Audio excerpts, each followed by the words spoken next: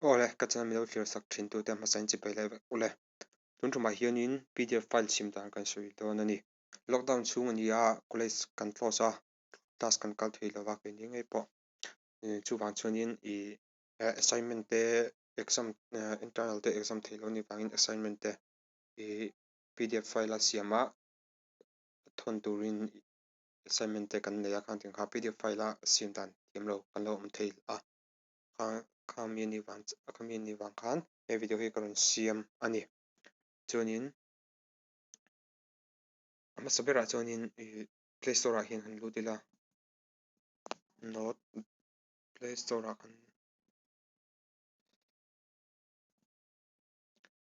kan lu da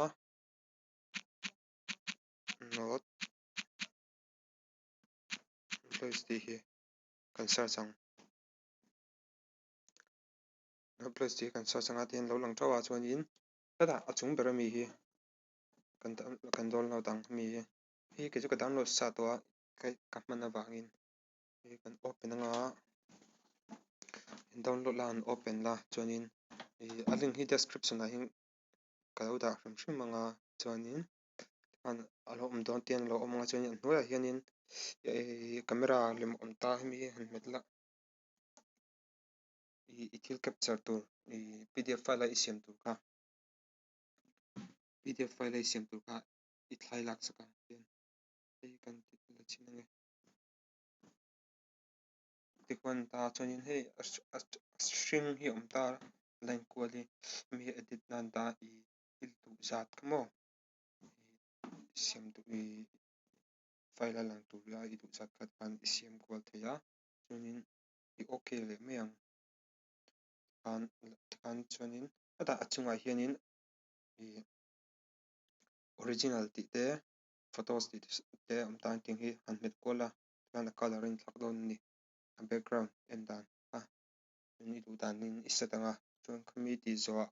chuan a hnuaiah hianin tick hi i hmet ang tick anga tikhanin a dik ta h lo langa chuanin tikhanin a hnuai camera ah hian tian ila zial anga a in dawt danin a in dawt danin a awm zel dawn ni i duh duh zat i lang a hei kan la leh chin anga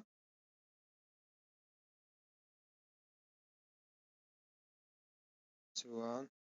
tikhanin han okay lela tikhanin a hmasa zawk a i lak kha page 1 ani nga chuan a duah a i lak kha second page 2 ani dawn a tikhan a in dawt in ila zel thei a i duh zal zat chuanin kha tikhan ania chuan i share dawn chuanin ata hnuaiin share tih awma hei han bet leh la whatsapp email an lo awm ta email ah pawh i thon thei ta tahin whatsapp ah hian kan tlanga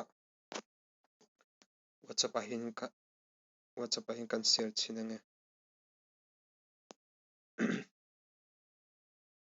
tihin ka share khan PDF file alo in ta ni khati zawng kha tun tuma kan video sawi theih te